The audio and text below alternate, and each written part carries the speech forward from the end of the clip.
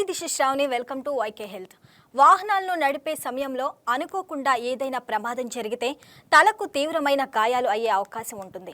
శరీరంలోని మిగతా భాగాలకు గాయాలు కావటం వేరు, తలకు గాయాలు కావటం వేరు. తలకు దెబ్బలు తగిలినప్పుడు సకాలంలో వైద్యం అందకపోతే ఏకంగా ప్రాణాలే పోవచ్చు. అదృష్టం బాగుంటే గాయాలతో బయటపడటం కూడా జరుగుతుంది. తలకు చిన్న గాయమైనా దానిని సీరియస్గా తీసుకోవాలని వైద్యులు చెప్తున్నారు. గాయం కారణంగా మెదడులో రక్తం గడ్డకట్టినట్లయితే అది బ్రెయిన్ స్ట్రోక్కు కారణమవుతుంది. ఇది మరణానికి కూడా కారణమవుతుంది. అందుకే తలకు గాయాలైతే సకాలంలో ప్రథమ చికిత్స అందించడం చాలా ముఖ్యం. తలకు గాయాలు అయినప్పుడు తీసుకోవాల్సిన జాగ్రత్తల గురించి వివరించడానికి Vijayawada Siddhartha medical college neuro విభాగం head of the department neuro surgeon doctor Babji Shyam Kumar వైకే టీవీ స్టూడియోకి వచ్చారు. డాక్టర్ గారిని అడిగి తలకు గాయమైనప్పుడు ఏం చేయాలి, అసలు ఎలాంటి చికిత్స అందించాలో తెలుసుకుందాం. నమస్తే డాక్టర్ గారు. సార్, అసలు ముందుగా బ్రెయిన్ స్ట్రోక్కి హార్ట్ స్ట్రోక్కి తేడా ఏంటి? సింటమ్స్ అన్నీ ఒకేలా ఉంటాయా? Brain stroke is entirely different from heart stroke. ఈ స్ట్రోక్ అన్నది బ్రెయిన్ స్ట్రోక్ రెండు రకాలుగా ఉంటుంది, హార్ట్ స్ట్రోక్ ఒక రకంగానే ఉంటుంది. ఈ హార్ట్ స్ట్రోక్ అయితే రక్తనాళాల్లో రక్తం బ్లాక్ అయిపోవడం వల్ల వచ్చేటువంటి గుండె నొప్పిని హార్ట్ స్ట్రోక్ అంటాం. కానీ బ్రెయిన్ స్ట్రోక్లో రెండు రకాలు ఏంటంటే haemorrhagic stroke, non haemorrhagic stroke అని. నాన్ హెమరేజిక్ స్ట్రోక్లో రక్తనాళాల్లో రక్తం బ్లాక్ అయిపోవడం వల్ల చిన్న చిన్న ఎంబోలస్లు అంటాం అనమాట. అవి హార్ట్లోంచి వెళ్ళి రక్తనాళాల్లో బ్రెయిన్లో ఉన్నటువంటి రక్తనాళాలు బ్లాక్ అయిపోతాయి. దానివల్ల వచ్చేదాన్ని నాన్ హెమరేజిక్ స్ట్రోక్ అంటాం. ఈ అదర్వైజ్ ఇష్కెమిక్ స్ట్రోక్ అంటాం. అట్లా కాకుండా బీపీ ఎక్కువ అవడం వల్ల రక్తనాళాలు చిట్లిపోతాయి బ్రెయిన్లో, దానివల్ల వచ్చేదాన్ని హెమరేజిక్ స్ట్రోక్ అంటాం. సో రెండిట్లో దాంట్లో ప్రజెంటేషన్ వేరేగా ఉంటుంది, దీంట్లో ప్రజెంటేషన్ వేరేగా ఉంటుంది. హార్ట్ స్ట్రోక్ బ్రెయిన్ స్ట్రోక్ ఒకటి కాదు, దాని సిమ్టమ్స్ వేరు. హార్ట్ స్ట్రోక్లో chest pain, severe chest pain, ఊపిరి తీసుకోలేని పరిస్థితులు అట్లాంటివి ఉంటాయి. డాక్టర్ గారు, అసలు ఏ ప్రమాదాల్లో తలకి గాయాలు తగిలే అవకాశం ఉందంటారు? చాలా ప్రమాదాల్లో దొరుకుతాయి. సాధారణంగా రోడ్ ట్రాఫిక్ యాక్సిడెంట్స్లో కామన్. సో 66% రోడ్ ట్రాఫిక్ యాక్సిడెంట్స్లోనే జరుగుతాయి.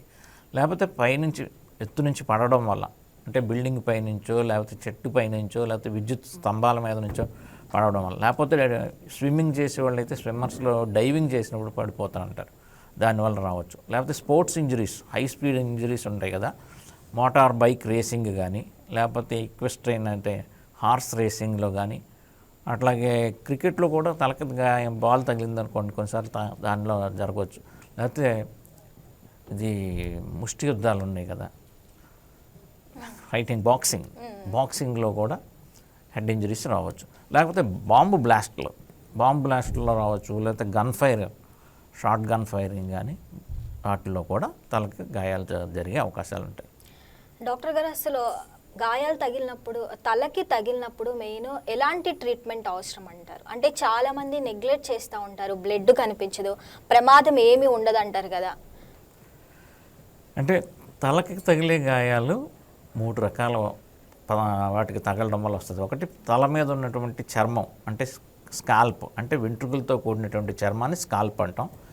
దాని వరకే లిమిట్ అయిపోతే కూడా తలకు దెబ్బే అంటాం. దాంట్లో విపరీతంగా బ్లీడింగ్ అయిపోతూ ఉంటుంది. దెబ్బ చిన్నదే అయినా కూడా బ్లీడింగ్ విపరీతంగా అవుతుంది. ఎందుకంటే మిగిలిన శరీర భాగాల్లో తగిలిన దెబ్బలకి తల స్కాల్ప్లో జరిగిన దెబ్బలకి తేడా ఉంటుంది. మిగిలిన చోట్ల ఎక్కడైనా సరే దెబ్బ తగిలిన కొద్దిసేపటికి ఆ రక్తనాళాలకు కుచించుకుపోయి బ్లీడింగ్ ఆటోమేటిక్గా కొంచెం ప్రెషర్ పెడితే తగ్గిపోతుంది. కానీ తలలో ఈ స్కాల్ప్లో ఉన్నటువంటి రక్తనాళాలు తెగినప్పుడు అవి కుచించుకోవడానికి వెంటనే కుచించుకోవు, అందుకని చాలాసేపు ఎక్కువసేపు బ్లీడింగ్ అవుతుంది అనమాట. అది స్కాల్ప్ ఇంజరీస్లో. అట్లా కాకుండా స్కాల్ప్ బయట పగులు లేకుండా, అంటే స్కిన్ పగులు లేకుండా కూడా అండర్లయింగ్లో బ్లడ్ కలెక్టర్ అవ్వచ్చు. దాన్ని సబ్క్యూటేనియస్ హెమటోమాస్ అంటాం అనమాట. అవి కొద్దిగా నొప్పితో ప్రజెంట్ అవుతాయి తప్ప దానివల్ల ప్రమాదం ఏమీ కాదు. దానికంటే డీప్గా వెళ్ళేటప్పటికి స్కల్ బోను ఒక మంచి కపాలం అన్నది చాలా ప్రొటెక్టివ్ బాక్స్ లాంటిది బ్రెయిన్కి. కాబట్టి దాంట్లో జరిగినప్పుడు ఫ్రాక్చర్స్ అవుతాయి అన్నమాట. ఆ ఫ్రాక్చర్స్ సింపుల్ ఫ్రాక్చర్ అనొచ్చు, లేకపోతే కాంపౌండ్ ఫ్రాక్చరు, కాంప్లెక్స్ ఫ్రాక్చరు, లేకపోతే స్టెరిలైట్ ఫ్రాక్చర్ అని కూడా అంటాం. అలాగే స్కల్ బేస్లో ఫ్రాక్చర్స్ అవుతాయి, బేసల్స్ ఫ్రాక్చర్స్ అంటారు. అవి ఎక్కువ ప్రమాదం అయినవి బేసల్ ఫ్రాక్చర్స్ అనమాట. అట్లా కాకుండా కొన్నిసార్లు ఆపరేషన్ చేయాల్సిన ఫ్రాక్చర్స్ ఉంటాయి, అవి డిప్రెసర్ ఫ్రాక్చర్స్ అంటాం. ఈ డిప్రెసర్ ఫ్రాక్చర్స్ అంటే ఏంటంటే గట్టిగా ఎక్కువ ఫోర్స్ తగిలినప్పుడు రాయో లేకపోతే ఏదైనా గట్టి శుద్ధితో కొట్టినప్పుడు బోన్ లోపలికి చొచ్చుకుని పోద్ది, బ్రెయిన్ లోపలికి. అదే డిప్రెసర్ ఫ్రాక్చర్. వాటిని మాత్రం శుభ్రంగా తరువుగా క్లీనింగ్ అది చేసి దాన్ని వాష్ చేసిన తర్వాత బోన్ ఫ్రాగ్మెంట్స్ని తీసేసి దాన్ని మళ్ళీ జోరా రిపేర్ అంటాం అనమాట. బ్రెయిన్ని కప్పించేటువంటి టిష్యూని జోరా అంటాం. ఆ జోరాన్ని రిపేర్ చేసి పైన స్కిన్ని క్లోజ్ చేస్తాం. డాక్టర్ గారు, అసలు రోడ్డు ప్రమాదాల్లో తలకి తగిలే గాయాల శాతం ఎంత ఉంటుందంటారు? అది మొత్తం త్రూఅవుట్ ది వరల్డ్ అంటే గ్లోబల్ లెక్కలు చూసుకుంటే 2016లో అయితే 369 per 1000 ఉండేది. 2021 లెక్కల ప్రకారం చూస్తే 259 per 1000. అంటే ఇప్పుడు తగ్గింది దాని సివియరిటీ గ్లోబల్. అదే మన ఇండియాలోకి వచ్చేటప్పటికి వాటి శాతం ఎక్కువగా ఉంది. దగ్గర మన ఆంధ్రప్రదేశ్ వరకు చూసుకుంటే మొన్న లాస్ట్ ఇయర్ లెక్కలు చూసుకుంటే 15,600 తలకి యాక్సిడెంట్లు అయితే వాటిలో 6,400 కేసులు డెత్ అయిపోయాయి. అట్లా కాకుండా వాళ్ళ మొత్తం భారతదేశం మొత్తం చూసుకుంటే ప్రతి సంవత్సరం ఒక 5,000 యాక్సిడెంట్లు అవుతున్నాయి. 150,000 మంది చనిపోతున్నారు తల యాక్సిడెంట్లో. So highest leading cause of death head injuries మన ఇండియాలో. మామూలుగా హార్ట్ ఇంజరీస్, హార్ట్ స్ట్రోకు లేకపోతే క్యాన్సర్ అని అనుకుంటాం, కాదు. మనకి రోడ్ ట్రాఫిక్ యాక్సిడెంట్సే అత్యంత సివియర్గా అంటే ప్రమాదకరమైన కారణం అనమాట డెత్లకి. డాక్టర్ గారు, అసలు చాలా క్రిటికల్ కేసెస్ వస్తూ ఉంటాయి. అసలు మొదటగా మీరు దాన్ని ఎలా హ్యాండిల్ చేస్తారు? ఫస్ట్ క్రిటికల్ కేసు అంటే మన దగ్గరకు వచ్చేటప్పటికి పేషెంట్కి బ్రీదింగ్ అందకపోతూ ఉంటుంది.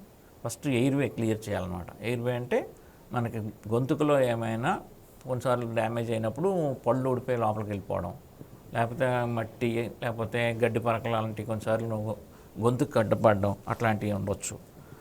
అటువంటివన్నిటిని ముందు క్లియర్ చేయాలి. ఎయిర్వే క్లియరెన్స్ అంటాం. ఎయిర్వే క్లియరెన్స్ చేసిన తర్వాత ఆ లోపల కొన్నిసార్లు హెడ్ ఇంజరీ పేషెంట్లకి సిక్రీషన్స్ అంటే నోట్లోంచి ముక్కులోంచి ఎక్కువ ద్రవ పదార్థాలు ఊరతాయన్నమాట అన్కాన్షియస్ ఉన్న వాళ్ళం. అవి గొంతుకులోకి వెళ్ళిపోయి ఊపిరితిత్తుల్లోకి వెళ్ళిపోయి కూడా బ్లాక్ చేస్తాయి, ఆక్సిజన్ ట్రాన్స్మిషన్ కెపాసిటీని తగ్గించేస్తాయి. సో అటువంటి వాళ్ళలో ఆ ఎయిర్వేని క్లియరెన్స్ చేస్తాం. ఎయిర్వే క్లియరెన్స్ చేసి సక్షన్ టెక్నిక్ ఉంటుంది. ఆ సక్షన్ ఆపరేటర్స్ తోటి అన్నిటిని క్లియర్ చేసిన తర్వాత ఎయిర్వే అని ఒకటి పెడతాం, దాంట్లో ఆక్సిజన్ అది పెడతాం. ఇంకా కష్టంగా ఉంటే ఇంట్యుబేషన్ అని చెప్పేసి ఎండోట్రికల్ ఇంట్యుబేషన్ అని చెప్పేసి గొంతుకులకు గొట్టం వేసేస్తే డైరెక్ట్గా ఆక్సిజన్ సప్లై చేస్తాం. అది ఫస్ట్. తర్వాత సర్క్యులేషన్ అంటే ఫ్లూయిడ్ బ్లడ్ లాస్ ఉంటుంది కదా, కాబట్టి బీపీ అది కూడా పడిపోతున్నప్పుడు వాటికి సెలైన్లు అవి పెట్టుకుని చూస్తాం. అసలు ఈ రోడ్డు ప్రమాదాల వల్ల మన దేశంలో ఎంతమంది మృతి చెందుంటారు? చాలా ఎక్కువ ఉందమ్మా మన దేశంలో. ప్రపంచం మొత్తం లెక్కలు చూసుకుంటే మన దగ్గర చాలా ఒక దగ్గర 10 రెట్లు ఎక్కువ డెత్స్ అవుతున్నాయి. కారణం ఏంటంటే సకాలంలో వైద్యం అందకపోవడం, ఎందుకంటే అందుబాటులో హాస్పిటల్స్ అయ్యి దగ్గరలో లేక దూరపు ప్రయాణాలు. అంటే యాక్సిడెంట్ అయిన పేషెంట్ని దూరం హాస్పిటల్కి తీసుకెళ్ళాలంటే చాలా దూరం ట్రావెల్ చేయాల్సి వస్తుంది. ఆ ట్రావెల్ సమయంలో చనిపోతున్నారు. అదే విదేశాల్లో అయితే ఎయిర్ లిఫ్టింగ్ ఉంటుంది. ఎయిర్ లిఫ్టింగ్ ఉండడం వల్ల వాళ్ళు ఫాస్ట్గా తీసుకెళ్తారు, ఫాస్ట్గా అటెండ్ అవుతూ ఉంటారు. అది కారణం. డాక్టర్ గారు, అసలు తలకి తగిలిన గాయాల్లో తీవ్రంగా పరిగణించబడిందంటే ఏం చెప్తారు? తీవ్రంగా పరిగణించబడిందంటే తలకు తగిలిన ప్రతి దెబ్బ కూడా సీరియస్ అనుకోవడానికి లేదు. దానికి గ్లాస్గో కోమా స్కేల్ అనేటువంటి ఒక స్కేలింగ్ టెక్నిక్ ఉంది. అదేమో 3 నుంచి 15 వరకు అని ఉంటుంది. అందులో 3 నుంచి 8 వరకు కూడా సివియర్ ఇంజరీస్ కింద కన్సిడర్ చేస్తాం. 9 నుంచి 13 వరకు మోడరేట్లీ సివియర్ కింద తీసుకుంటాం. ఆ 13 నుంచి 15 గ్రేడింగ్ వస్తే సింపుల్ అంటే మైల్డ్ హెడ్ ఇంజరీ అంటాం అన్నమాట. సో మైల్డ్ హెడ్ ఇంజరీస్ అన్నింటినీ కూడా రికవర్ అయిపోతారు బాగానే పూర్తిగా. మోడరేట్లీ హెడ్ ఇంజరీస్ అంటే ఈ గ్లాస్గో కోమా స్కేల్ 8 నుంచి 13 వరకు ఉన్నాయి మాత్రం అటు ఇటు మారిపోయే ప్రమాదాలు ఉంటాయి అన్నమాట. సో హెడ్ ఇంజరీలో కూడా బ్రెయిన్ ఇంజరీ కూడా ప్రైమరీ బ్రెయిన్ ఇంజరీ అని ఉంటుంది, సెకండరీ బ్రెయిన్ ఇంజరీ ఉంటుంది. ప్రైమరీ బ్రెయిన్ ఇంజరీ అన్నది ఏంటంటే దెబ్బ తగిలిన వెంటనే జరిగేటువంటి ఇంజరీ అన్నమాట. సెకండరీ బ్రెయిన్ ఇంజరీ అంటే అది దెబ్బ తగిలిన తర్వాత మనం అటెన్షన్ సరిగా పే చేయకపోవడం వల్ల, టైమ్లీ ఏది చేయాలో అది చేయకపోవడం వల్ల. అంటే బీపీ తక్కువైపోయినప్పుడు బీపీని సప్లిమెంట్ బీపీని ఇంప్రూవ్ చేయడానికి ఫ్లూయిడ్స్ అయ్యి సప్లిమెంటేషన్ టైం చేయలేదనుకోండి, దాంట్లో ఏంటంటే హైపోటెన్షన్ వస్తుంది. హైపోటెన్షన్ వచ్చి ఇష్కిమిక్ ఇంజరీస్, ఇష్కిమిక్ డ్యామేజ్ అవుతుంది. అట్లా కాకుండా ఆక్సిజన్ సరిగా అందలేదనుకోండి, హైపాక్సిక్ డ్యామేజ్ అవుతుంది. అట్లా రకరకాల కారణాల వల్ల ఇనీషియల్గా దెబ్బ తగిలిన వెంటనే జరిగిన డ్యామేజ్ కంటే ఈ సెకండరీ బ్రెయిన్ డ్యామేజ్లే ప్రమాదకరమైనవి. ఈ ప్రైమరీ డ్యామేజ్లో కొన్నిసార్లు క్లాట్లు ఫామ్ అవుతాయి లోపల బ్రెయిన్లో. అందులో కూడా రకాలున్నాయి. కన్ఫ్యూషను, లాసరేషను, లేకపోతే కంకషను అండ్ డిఫ్యూజ్ యాక్సోనల్ ఇంజరీ అనే రకాలు ఉన్నాయి. వీటన్నిటిలో కూడా డిఫ్యూజ్ యాక్సోనల్ ఇంజరీ అనేది ప్రమాదకరమైనది. డిఫ్యూజ్ యాక్సోనల్ ఇంజరీలో సాధారణంగా పేషెంట్లు పూర్తిగా అన్కాన్షియస్గా ఉంటారు. వాళ్ళ యొక్క జీసీఎస్ స్కోర్ అన్నది 8 కంటే తక్కువ ఉంటుంది. వాళ్ళకి ఊపిరి తీసుకోవడం అన్నీ కష్టంగా ఉంటాయి. కాబట్టి వాటిని టైమ్లీ ఈ ఎయిర్వే క్లియరెన్స్, బ్రీదింగ్ చూసుకోవడం, సర్క్యులేషన్ అన్నది రిప్లేస్మెంట్ చేసుకున్న తర్వాత అవసరమైతే ఇంట్యూబేట్ చేసేస్తాం. ఎండోట్రికల్ ఇంట్యూబేషన్ అంటాం. అది చేసిన తర్వాత మరి సెల్ఫ్గా ఆక్సిజన్ తీసుకునే కెపాసిటీ లేకపోతే వాళ్ళకి వెంటిలేటర్ అనేటువంటి సాధనం మీద, కృత్రిమ శ్వాస అందించేటువంటి మెషిన్ని వెంటిలేటర్ అంటాం, ఆ వెంటిలేటర్ మీద పెట్టాల్సి వస్తుంది. అదంతా సివియర్ ఇంజరీస్లో. అట్లా కాకుండా ఆపరబుల్ కండిషన్స్, సివియర్ ఇంజరీ అయినా కూడా ఆపరబుల్ కండిషన్స్ ఉన్నాయనుకోండి. ఆపరబుల్ కండిషన్స్ అంటే హెమటోమా ఫార్మేషన్. అందులో రకాలు ఉంటాయి. ఒకటి extra dural haematoma, subdural haematoma and subarachnoid haematoma and intra cerebral or intra ventricular haematomas అండి. ఈ రకాలన్నిటిలోనూ కూడా అక్కడ రక్తనాళాలు చిట్లడం వల్ల బ్లడ్ కలెక్ట్ అవుతుంది అనమాట. ఈ కలెక్ట్ అయిన బ్లడ్ మినిమల్ క్వాంటిటీస్ ఉంటే వాటికి మళ్ళీ ఆపరేషన్ అవసరం లేదు. అదే క్వాంటిటీ ఎక్కువైందనుకోండి, ఈ సూప్రాటెంటోరియల్ కంపార్ట్మెంట్ ఉన్న దాంట్లో 30-30 ml కంటే ఎక్కువ అయినా, లేకపోతే పోస్టీరియర్ ఫాస్ ఉన్న దాంట్లో 20 ml కంటే ఎక్కువైనా దానికి ఆపరేషన్ అవసరం. అట్లా కాకుండా ఇంకా తక్కువలో ఉంటే మాత్రం వాటికి ఆపరేషన్ అవసరం లేకుండా కూడా వాటిని మేనేజ్ చేసేయచ్చు. డాక్టర్ గారు, అసలు తలకి ఏమైనా గాయం తగిలినప్పుడు పేషెంట్కి సిటీ స్కాన్ ఎప్పుడు చేస్తారు? సిటీ స్కాన్ తలకు దెబ్బ తగిలిన వెంటనే ప్రతి కేసుకి సిటీ స్కాన్ చేయాల్సిన అవసరం లేదు. అది ఇప్పుడు మీకు ఇందాక దాని క్యాలిక్యులేషన్ విధానం చెప్పాను కదా, జీసీఎస్ స్కోరింగ్ అని. ఆ జీసీఎస్ స్కోరింగ్ ఇనీషియల్గా ఉన్నప్పుడు అది 15 ఉన్నా 14 ఉన్నా వాటికి వెంటనే స్కానింగ్ చేయాల్సిన అవసరం లేదు. అది ఒకవేళ 13కి వెళ్ళింది అనుకోండి, కంపల్సరీగా స్కాన్ చేసుకోవాల్సిన అవసరం ఉంటుంది. డాక్టర్ గారు, మనం కంటిన్యూ చేద్దాం మళ్ళీ. ఫస్ట్ అయితే కాలర్ రెడీగా ఉన్నారు, విజయవాడ నుంచి సీమ గారు. నమస్తే సీమ గారు. నమస్తే మేడం. చెప్పండి మీ ప్రాబ్లం డాక్టర్ గారితో. ప్రాబ్లం ఏం లేదు. యాక్చువల్గా కొన్ని ఇన్సిడెంట్స్ చూస్తూ ఉంటాం కదా, యాక్సిడెంట్ అవుతుంది. సో మా మామయ్య వాళ్ళ అబ్బాయి యాక్సిడెంట్ జరిగింది. సో యాక్సిడెంట్ ఏంటంటే తనకి హెడ్కి దెబ్బ తగిలింది. సో తను ఇప్పుడు ఏంటంటే అన్కాన్షియస్గా ఉన్నారు. బాడీ అంతా అనాలిసిస్ చేసాము, అయినా కానీ తను కోలుకోలేకపోతున్నారు. సో కండిషన్ ఎందుకు అలా అవుతుంది? కొన్ని ప్రాబ్లమ్ వస్తుంది. ఇప్పుడు ఈ డిఫ్యూజ్ యాక్సోనల్ ఇంజరీ అనే ఒక కండిషన్ చెప్పాను కదమ్మా, చాలా సీరియస్ కండిషన్ అని. అది సివియర్ హెడ్ ఇంజరీలో వచ్చేటువంటి కండిషన్. దీంట్లో ఏంటంటే బ్రెయిన్ మామూలుగా మీరు ఎప్పుడైనా కురుడి కొబ్బరికాయని చూసారా? కురుడి కొబ్బరికాయని ఊపితే లోపల కదులుతూ ఉంటుంది. అట్లాగా బ్రెయిన్ కూడా కపాలంలో బ్రెయిన్ కురుడి కొబ్బరికాయలో ఎలా కొబ్బరి ఊగుతుందో అట్లా బ్రెయిన్ ఊగిపోద్ది అనమాట. అటువంటిప్పుడు టార్షనల్ ఫోర్సెస్ అంటాం. అంటే యాక్సలరేషన్ డిసలరేషన్ ఫోర్సెస్ వల్ల వస్తుంది అనమాట. అది అప్పుడు ఇందులో మొమెంటం డిఫరెన్షియల్ మొమెంటం అన్న ఫినామినాన్ని బేస్ చేసుకుని ఆ వైట్ మ్యాటర్ గ్రే మ్యాటర్ మధ్యన వచ్చేటువంటి మూమెంట్ వల్ల ఈ డిఫ్యూజ్ యాక్సోనల్ ఇంజరీ వస్తుంది అనమాట. వీటిలో కోలుకోవడం చాలా కష్టం. పేషెంట్లు చాలా రోజులు పడుతుంది అనమాట. కొన్నిసార్లు వాళ్ళు కోలుకోక ఎక్స్ట్రా కాంప్లికేషన్స్ వచ్చి కూడా చనిపోతూ ఉంటారు. ఇప్పుడు మీరు చెప్పినట్టు మీ వాళ్ళు రికవర్ అవ్వని వాళ్ళని ఏమంటామంటే ఆ కండిషన్ని పెర్సిస్టెంట్ వెజిటేటివ్ స్టేట్ అంటాం. మీకు టాగూర్ సినిమాలో అది చెప్తున్నాను వినండి. టాగూర్ సినిమాలో చూపిస్తారు చిరంజీవి గారు ఒక అబ్బాయిని వీల్ చైర్లో తీసుకొచ్చి, అది ఇట్లాంటి డిఫ్యూజ్ యాక్సోనల్ ఇంజరీ లాంటిది అనమాట. సో వాళ్ళకి మంచి నర్సింగ్ కేర్ ఇస్తే కొన్నిసార్లు కోలుకుంటారు. ఎంతకాలంలో కోలుకుంటారు అన్నది ఎవరూ చెప్పలేము. ఎందుకంటే డ్యామేజ్ ఎంత సివియర్గా అయిందన్నది తెలుసుకునేటువంటి టెస్టులు ఇప్పుడు రాలేదు. అది కొన్నిసార్లు కోలుకుంటారు, కొన్నిసార్లు వాటి వల్ల వచ్చే యాడ్ ఆన్ కాంప్లికేషన్స్ తోటి చనిపోతూ ఉంటారు. ఎందుకంటే అన్ని రోజులు ప్రొలాంగ్డ్ బెడ్ రెస్ట్లో ఉంటారు కదా. బెడ్ రెస్ట్లో ఉండడం వల్ల బెడ్ సోర్స్ వస్తాయి, లేకపోతే కాళ్ళలో రక్తనాళాల్లో ఉన్న రక్తం బ్లాక్ అయిపోయి గడ్డగట్టేసి డీప్ వెయిన్ థ్రాంబోసిస్ అని వస్తుంది, లేకపోతే లంగ్స్లో ఉండేటువంటి బ్లడ్ క్లాట్ అయితే పల్మనరీ థ్రాంబోసిస్ అని వస్తుంది. ఇట్లాంటి ఎక్స్ట్రా కాంప్లికేషన్స్ వచ్చి వాళ్ళు ఇన్ఫెక్షన్స్, లంగ్లో ఇన్ఫెక్షన్స్ వస్తాయి, వాటన్నిటి వల్ల చనిపోతూ ఉంటారు అన్నమాట. Okay okay thank you. సీమ గారు ఇంకేమైనా ఉన్నాయా? లేదు. థ్యాంక్ యూ అండి. డాక్టర్ గారు, ఇప్పుడు మనం చూసాం కాలర్ ఏదైతే అడిగారో వాళ్ళు అలాగే ఎన్ని సంవత్సరాల వరకు ఉంటారు? కొన్నిసార్లు 30 years కూడా బతికిన వాళ్ళు ఉన్నారు. ఒక్కసారి బాంబేలో ఒక హాస్పిటల్లో ఒక సిస్టర్కి యాక్సిడెంట్ అయితే ఆవిడ దగ్గర దగ్గర 30 years మంచి నర్సింగ్ కేర్ ఇచ్చారు వాళ్ళు. దానివల్ల అమ్మాయి 30 years కూడా అలా వెజిటేటివ్ స్టేట్లో ఉండి బతికింది. అంటే దానికి ట్రీట్మెంట్ అంతా ఒకలాగే ఉండిద్దా? Nursing care main. ఇప్పుడు నేను చెప్పాను కదా కాంప్లికేషన్స్, ఆ కాంప్లికేషన్స్ రాకుండా చూసుకోవాలి. రక్తనాళాల్లో రక్తం బ్లాక్ అవ్వకుండా. సో ఇప్పటికప్పుడు ఫిజియోథెరపీ, కంటిన్యూస్ ఫిజియోథెరపీ ఇచ్చి మూమెంట్స్ ఇస్తున్నాం అనుకోండి, రక్తనాళాల్లో రక్తం బ్లాక్ అవ్వదు. బెడ్ సోర్స్ అన్న అంటే పుళ్ళు, అలా ఒకే పొజిషన్లో కంటిన్యూస్గా పడుకుని ఉండిపోవడం వల్ల పుళ్ళు అడిపోతుంటాయి. ఎక్కడ బోనీ ప్రామినెన్సెస్ అనే ఎముకలు ఎక్కడైతే ప్రెషర్ పెడతాయో అక్కడ పుండు పడిపోద్ది అనమాట. అది రాకుండా ఉండాలంటే ఏం చేయాలి? ప్రతి 2 గంటలకి ఒకసారి పేషెంట్ని పొజిషన్ మారుస్తుంటాం. అట్లాగే లంగ్స్లో ఒకే పొజిషన్లో ఉంటే అక్కడ డిపెండెంట్ ఎడిమా అని చెప్పేసి అదే సెక్రీషన్స్ అన్నీ అక్కడ పూలప్ అయిపోతాయి. దానికి చెస్ట్ ఫిజియోథెరపీ చేస్తూ బర్పింగ్ మూమెంట్స్ అవి చేస్తూ ఉంటే అదే సెక్రీషన్స్ ఎప్పటికప్పుడు లెట్అవుట్ చేసేసి సక్షన్ తోటి చేసేస్తూ ఉంటే ఏం ప్రాబ్లమ్స్ వాళ్ళు ఎంతకాలమైనా సాగదీస్తారు. అసలు ఈ బ్రెయిన్ హెర్నియేషన్ అంటే ఏమిటి? ఎన్ని రకాలు? బ్రెయిన్ హెర్నియేషన్ అంటే ఇప్పుడు మీకు లోపల తల లోపల బ్లడ్ క్లాట్ వస్తుందని చెప్పాను. ఆ బ్లడ్ క్లాట్ పెద్దది అయ్యే కొద్ది అది ఇంకొక నార్మల్ బ్రెయిన్ని ఇంకో చోటకి పుష్ చేసేస్తూ ఉంటుంది ఒత్తిడికి. దాన్ని బ్రెయిన్ హెర్నియేషన్ అంటాం. ఎక్కడికి వెళ్ళిపోద్ది?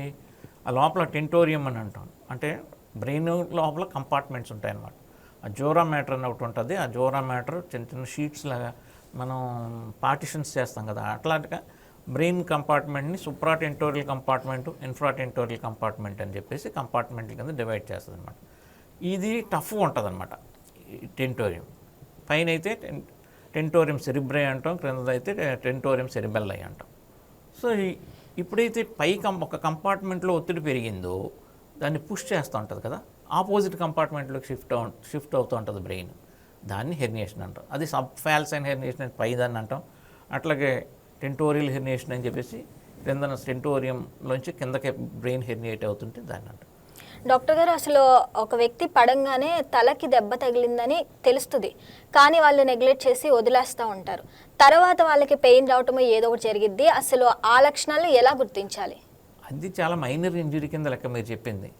వాళ్ళు నెగ్లెక్ట్ చేశారు, పట్టించుకోలేదు అంటేనే itself is a very minor injury.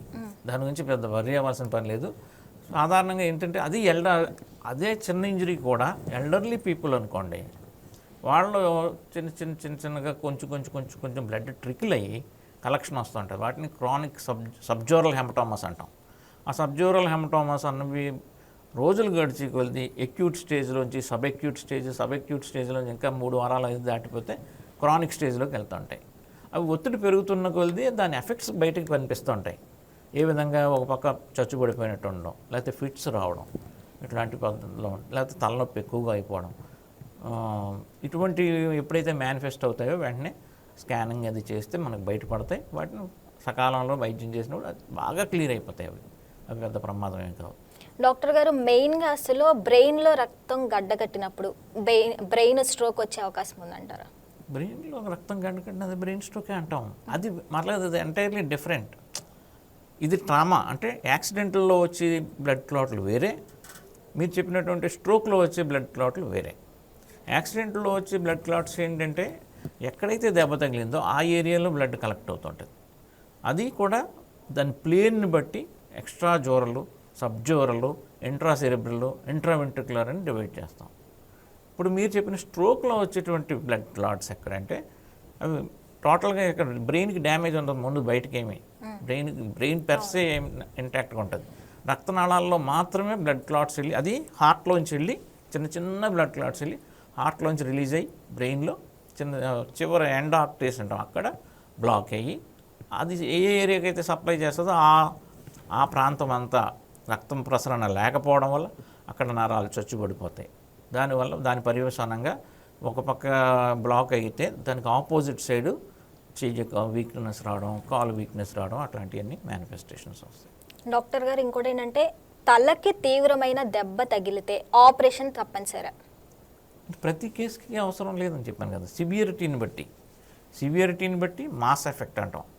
ఇప్పుడు డిఫ్యూజ్ యాక్సోనల్ ఇంజరీ అని చెప్పాను ఇందాక, అది చాలా సివియర్ ఇంజరీ. దాంట్లో జీసీఎస్ అన్నది <8 ఉంటే సీరియస్ ఇంజరీ కింద లెక్క అని చెప్పాను. కానీ దాంట్లో ఆపరేషన్ చేసి తీయడానికి ఏమి ఉండదు, క్లాట్ కానీ అని. అటువంటిప్పుడు దానికి ఏం సర్జరీ చేయాల్సిన అవసరం లేదు. ఓన్లీ సపోర్టింగ్ సిస్టమ్ ఇచ్చుకుని అవసరమైనప్పుడు వెంటిలేటర్ మీద పెడతాం. అది ఆ విధంగా సరిపోతుంది. అట్లా కాకుండా క్లాట్స్ ఫామ్ అయితే, క్లాట్స్ ఎక్కడైతే ఫామ్ అయ్యో వాటిని ఎవాక్యుయేట్ చేయడానికి క్రేనియాటమీ అనే ప్రొసీజర్ చేస్తాం, లేకపోతే క్రేనియెక్టమీ అని చెప్పేసి ప్రొసీజర్ చేసి దాన్ని తీసి ఎవాక్యుయేట్ చేస్తాం. బ్రెయిన్ సర్జరీ చేస్తే సైడ్ ఎఫెక్ట్స్ వస్తాయి అంటారు, అది అపోహ మాత్రమేనా లేకపోతే నిజంగా వస్తాయా? బ్రెయిన్ సర్జరీ చేయడం వల్ల అయితే రావు పర్సే. ఆల్రెడీ బ్రెయిన్ డ్యామేజ్ అయిపోయింది కదా హెడ్ ఇంజరీ వల్ల.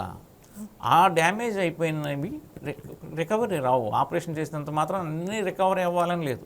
ఎందుకంటే ఎంత డ్యామేజ్ అయింది అన్న తెలుసుకునే నాకు తెలియదని చెప్పాను కదా. ఏది పర్మనెంట్గా డ్యామేజ్ అయ్యాయి, ఏది టెంపరీగా డ్యామేజ్ అయ్యాయి అనేది తెలుసుకునే ఎనీ టెస్ట్ ఏమీ లేదు. ఆ పర్మనెంట్గా డ్యామేజ్ అయిపోయినాయి రికవరీ అవ్వదు ఎట్టి పరిస్థితుల్లోనూ. ఈ టెంపరీగా డ్యామేజ్ అయినాయి అంటే అటు ఇటుగా ఉంటాయి చూసారా, అట్లాంటివి మాత్రం నార్మల్కి వచ్చేసే అవకాశాలు ఉంటాయి.